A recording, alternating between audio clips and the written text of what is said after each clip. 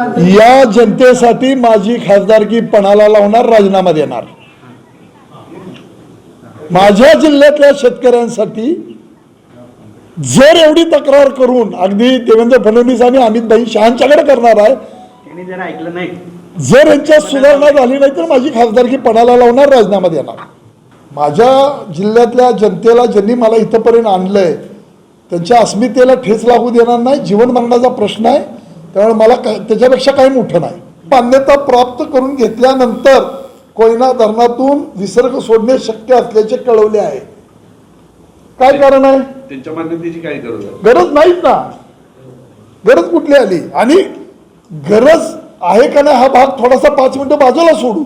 आमच्या हक्काचं पाणी देताना हे वेटीस धरणारे कोण आहेत? प्रकल्प अहवालानुसार पाणी द्यायचं आहे।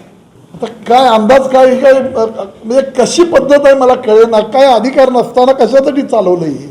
बरं, मागच्या वेळी 17-18 दिवस गणपतीच्या वेळी पाणी नाही, नदी 18 दिवस कोरडी, प्यायला पाणी नाही लोकांना। गेले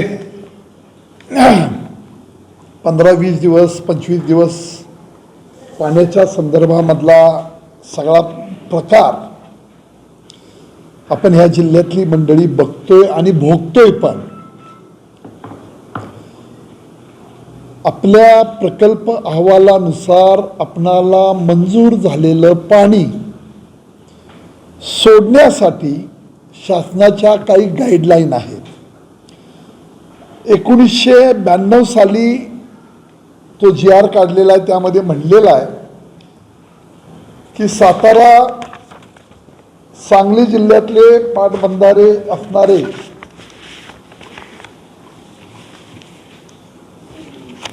हा GR आहे, त्याची टिप्पणी आहे, मी तुम्हाला माहितीसाठी देतो। एक 10-12 पानं काढलेली आहेत। त्यामध्ये काय लिहिलेलं आहे? अधीक्षक अभियंता सांगली पाटबंधारे मंडळ हे अध्यक्ष आहेत, अधीक्षक अभियंता सातारा सिंचन मंडळ हे सभासद आहेत, प्रशासकीय लाभक्षेत्र विकास प्राधिकरण पुणे म्हणजे कडा ते त्याचे सभासद आहेत, आणि सदस्य सचिव जे आपल्या देवकर मॅडम आहेत, कार्यकारी अभियंता सांगली पाटबंधारे विभाग, अशी ही 1992 साली GR काढलेला आहे। तिथं हे करून ठेवलेलं आहे, त्याचं थोडं हायलाईट करून। आणि 1 लाखाच्या वर असेल तर त्यासाठी असं म्हणलेलं आहे की ज्या जिल्ह्यामध्ये प्रकल्पाचे लाभक्षेत्र 1 लाख हेक्टरपेक्षा जास्त आहे त्या जिल्ह्यामध्ये संबंधित पालकमंत्री यांचे अध्यक्षतेखाली बैठक घ्यावी अशा सूचना आहेत। तसेच एक प्रकल्प 1 पेक्षा जास्त जिल्ह्यामध्ये असल्यास इतर जिल्ह्याच्या पालकमंत्र्यांनी समितीचे सहाध्यक्षपद भूषवावे। कालवा सल्लागार समितीची बैठक आयोजित करण्यात यावी असे निर्देश त्यात दिलेले आहेत। हा विषय मागच्या वेळेला आपली कृष्णा नदी कोरडी पडली आणि 16व्या-17व्या दिवशी आपल्याकडे पाणी आलं। महापालिकेला पाणी कमी पडलं, नगरपालिकांना पाणी कमी पडलं, कृष्णाकडच्या गावांना पाणी कमी पडलं, पिण्याचं पाणी, असं जिल्ह्याला वेठीस धरण्याची भूमिका काही माणसं राजकारण करतायत का, असा विषय पहिल्यांदा आम्हाला संशय निर्माण झाला। पण शेवट राज्य सरकारमध्ये एकत्र काम करतोय आणि अशा परिस्थितीमध्ये एकदा समज द्यावी म्हणून आम्ही जास्त विषय न ताण करता की त्या बैठकीमध्ये, नियोजनीच्या बैठकीमध्ये आम्ही सांगितलं की आमच्या जिल्ह्याचं वाट्याला असलेलं प्रकल्प अहवालानुसार पाणी हे आमचं आम्ही वाटून घेतोय आणि त्याच्यामध्ये तशा सक्त सूचना दिल्या। तसं आपल्या अधीक्षक अभियंता पाटोळेंनी तिकडे पाठवलं। त्याच्यासाठी कोल्हापूरचे पालकमंत्री हसन मुश्रीफ साहेबांनी सही केली, सोलापूर जिल्ह्याचे पालकमंत्री चंद्रकांत दादांनी सही केली, आपल्या जिल्ह्याच्या पालकमंत्र्यांची सही आहे, सातारा जिल्ह्याच्या पालकमंत्र्यांच्याकडे सहीसाठी पाठवल्यानंतर त्यावर सही केली गेली नाही आणि आरेरावीची अधिकाऱ्यांना अतिशय चुकीच्या पद्धतीच्या भाषा वापरल्या गेल्या। आमचा प्रश्न हा आहे की आमच्या सांगली जिल्ह्याच्या जनतेला तुम्ही भीक मागितल्यासारखी अवस्था करणं आमच्या स्वाभिमानी जनतेला हे रुचणारं नाही, आवडणारं नाही। त्यांनी वेळीच पहिल्यांदा एक झालं त्यावेळी समजून घ्यायला पाहिजे होतं. पुन्हा पाणी सोडण्यासाठी 4-5-7 दिवस त्यांनी विलंब केला आणि त्यामध्ये अशा दुष्काळी स्थितीमध्ये लोक अडचणीत आहेत अशामध्ये राजकारण करण्याची भूमिका घेतलेली आहे. त्याचा निषेध करतो आणि यांच्या सगळ्या तक्रारी आमचे नेते देवेंद्र फडणवीस आणि दिल्लीला अमित भाई यांच्याकडे करतोय.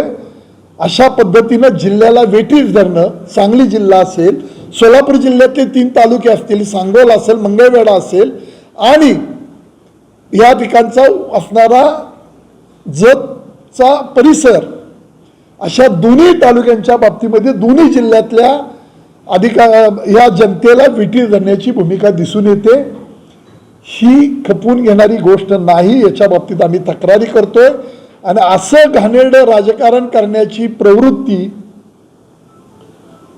उद्याच्या काळामध्ये राहिली तर आम्ही या सगळ्या गोष्टी देवेंद्र फडणवीस यांच्याकडे तक्रार केलेली आहे.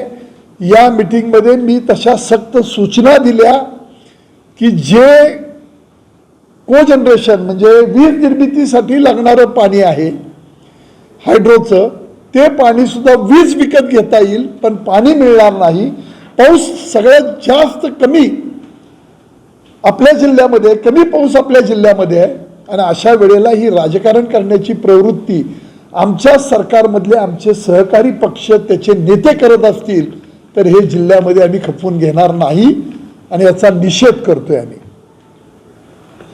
याच्यामध्ये दुसरी बाजू अशी आहे की या सगळ्या बाबी इतिवृत्तामधल्या सगळ्या बाबी आम्ही तिथं पाठवल्या, पाण्याचं नियोजन केलं, टेल टू एंड अशा भूमिका आपणाला हा जो इरिगेशनचा कायदा आहे शेवटापासून पाणी देत यायची, पण जत तालुक्याला नेहमी पाणी कमी पडत गेलं. त्याच्याबरोबर सांगोला आहे, मंगळवेढा आहे, याही तालुक्यांना पाणी कमी मिळत गेलं.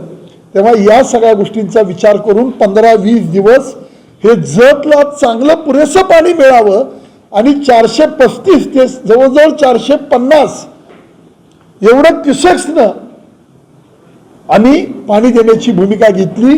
त्याच्या 2 बैठका घेतल्या, एससी आणि दोन्ही एक्झिक्युटिव्ह म्हणजे सचिन पवार आणि कोरे या दोघांना घेऊन त्याचं नियोजन केलं.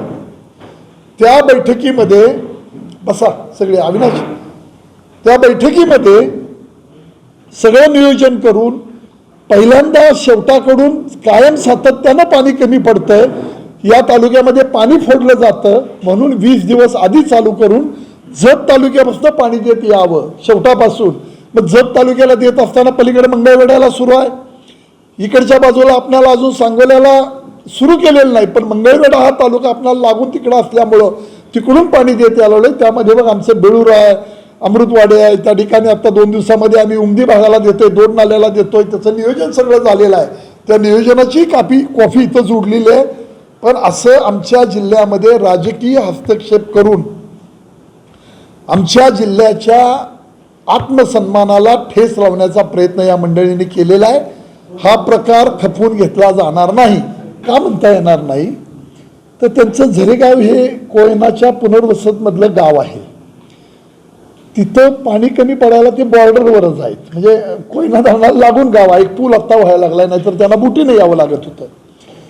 पण हा प्रयोग जो याच्यापूर्वी इतक्या वर्षे हे चाललेला आहे, कधी जिल्ह्यामध्ये वाद नाही. उलट आपण 7-7.25 TMC पाणी ज्यावेळी कर्नाटकांना खरोखर अडचणीची स्थिती होती प्यायला, त्यावेळेला आपण 2-3दा पाणी सोडलेलं आहे. ते आपण अजून पाणी घेतलं नाही शेजारच्या राज्यामध्ये.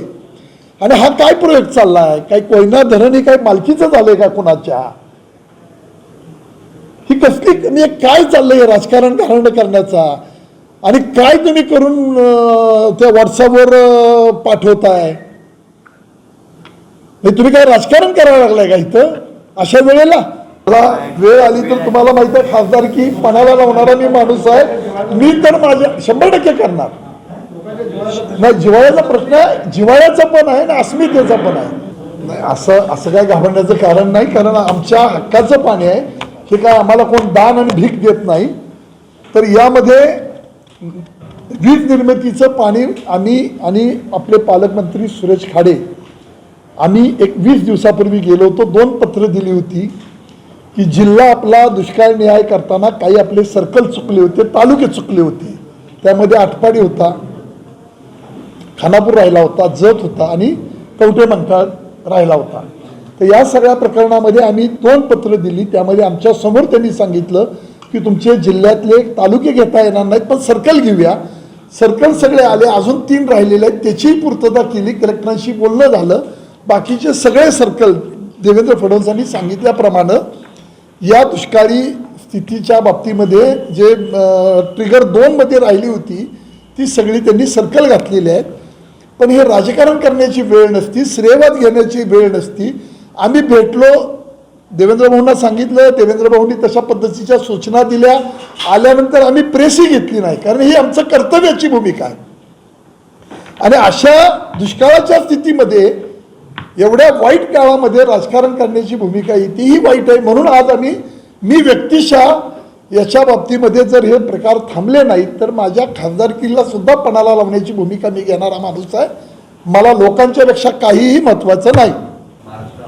टीका करत नाही, त्यांनी केलेल्या चुकीच्या बाबतीमध्ये निषेध करतोय. टीका तर आहेच की, निषेधच करायला लागलोय. मग नाही काय प्रश्न काय तुमचा? हा, नेत्यांचा नाही. आपणाला या ठिकाणी सातारचं पालकमंत्रीपद शंभूराजे देसाईंच्याकडे आहे. त्यांनी हे सगळा खोडसाळपणा केलेला आहे. अधिकाऱ्यांना वेड्या वाकड्या भाषा वापरायच्या. याच्यापूर्वी काही पालकमंत्री कोण झाले नाहीत का? जिल्ह्यामध्ये काही पाणी येतंय का नाही? मग ती ताकारी असेल, म्हैसाळ असेल, ते टेंबू असेल, या सगळ्या गोष्टी आहेत ना. आपले सुप्रिटेंडेंट इंजिनियर, अधीक्षक अभियंता त्याचे अध्यक्ष आहेत. 3 माणसं सदस्य आहेत. साताराचे अभियंता सुद्धा त्यातले एक सदस्य आहेत. पालकमंत्र्यांचा संबंध येतो कुठं सातारच्या पालकमंत्र्यांचा संबंध असा आहे की त्यांनी एक टिप्पणी खाली पाठवली की याच्यावर पाणी सोडण्याच्या बाबतीमध्ये आपल्या अधीक्षक अभियंत्यांनी त्यांना जे कळवलेलं होतं त्याचा चार्जशीट सुद्धा आहे. त्याच्यामध्ये आपण असं म्हणलेलं आहे की आत्ता आपण सोडलंय किती आणि सोडणारे किती, तर या बाबतीमध्ये हा चार्ट केलेला आहे. दर महिन्याला जूनपर्यंत हे पाणी कसं सोडायचं ही सगळी त्याचं प्लॅनिंग करून केलेली गोष्ट आहे. त्याला अडचण काय यायला लागलेली आहे, त्यांनी त्याच्यावर सही केलेली नाही. कुठे तो कागद? पालकमंत्र्यांचे आदेश काय दिले? काय काय आदेश त्यात काय म्हणलंय त्यांनी? सोडू नका असंच आहे ना त्यात. ते कुठं आहे? ते ह्याच्यावर ही केलेलं कुठं आहे? सही केलेली नाही.